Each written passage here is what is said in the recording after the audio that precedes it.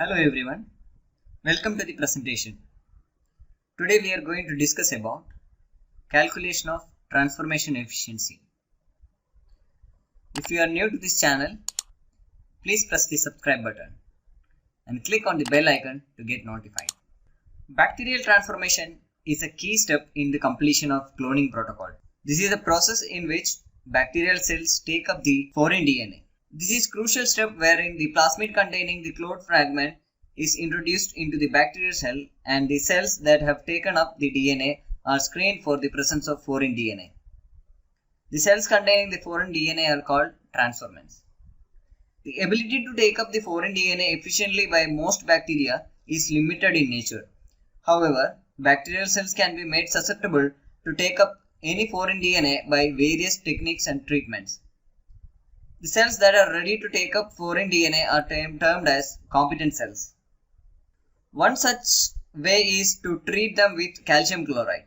This is a simple and effective process that yields competent cells that have high transformation efficiency.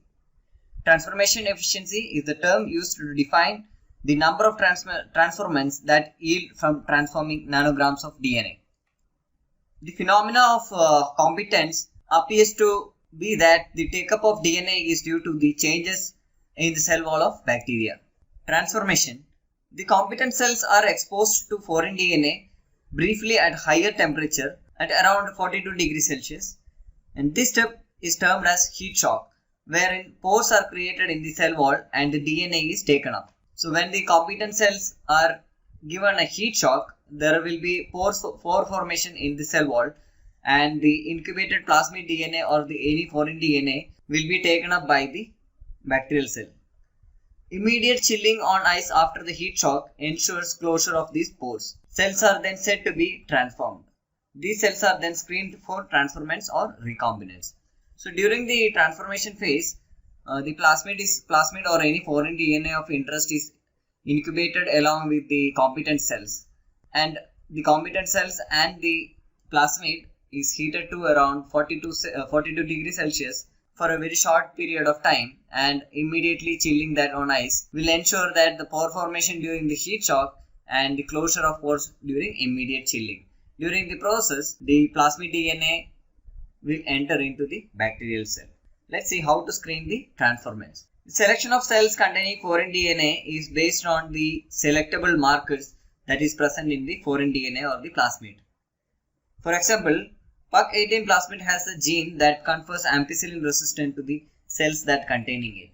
Such transformed cells have the ability to grow on LB plates containing ampicillin, where the untransformed cells fails to grow as they are sensitive to antibiotic. So generally, antibiotic selectable markers will be present in the plasmid or the foreign DNA, which need to be incorporated into the bacterial cells.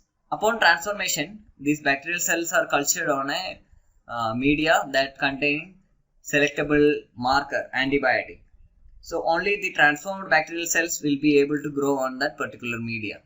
The untransformed bacterial cells will fail to grow as they are sensitive to the antibiotic. Further, isolation and identification of recombinants from the transformed cells is done by insertional inactivation of a gene encoding enzyme known as a beta-galactosidase. The insertion of a DNA fragment into the plasmid destroys the integrity of one of these genes.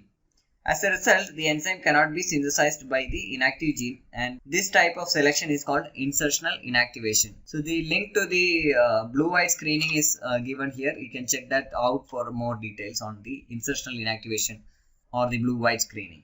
PUC18 is a very high copy number plasmid of 2.68 kb. It has COL-E1 origin of replication and carries a 54 base pair polycloning site for cloning of any gene of interest. The site comprises of many restriction enzyme sites, and the plasmid also contains an ampicillin resistant marker that confers antibiotic resistance to the transformed cells. The plasmid has LAGZ encoding the first 146 amino acids of an enzyme beta-galactosidase. Some of the E. coli strains bear a deletion at the amino acid terminal of the LAGZ gene, thus synthesizes an inactive C-terminal fragment. On transforming such bacterial cells with PUC18, the host encoded C-terminal fragment and the plasmid encoded N-terminal fragment associate to form an enzymatically active protein. This type of complementation is known as alpha complementation. The Lactobacillus bacteria that result in the alpha complementation can be recognized as they form blue color colonies in presence of XGAL and IPTG. However, insertion of a fragment of foreign DNA into the polycloning site of the plasmid results in the production of amino terminal fragment that is not capable of alpha complementation. Hence, the cell carrying recombinant plasmid will form white colonies. This process is referred to as blue-white screening. Let's see what is transformation efficiency. Transformation efficiency is expressed as the number of transformants per microgram of DNA. It is calculated as number of colonies into 1000 nanogram divided by the amount of DNA plated. Here you can see one example wherein the amount of DNA transformed is 100 nanogram and that is transformed and cultured to 1 ml and 25 microliter of that is plated onto a culture media. Thus the amount of DNA plated will be 2.5 nanogram. And if after the overnight incubation, if the number of colonies observed on the plate is 250, then the transformation efficiency will be 250 into 1000 divided by 2.5. That is 1 into 10 to the power 5 per microgram. Hope you are clear with the topic. If you like the video, please press the like button. Thank you.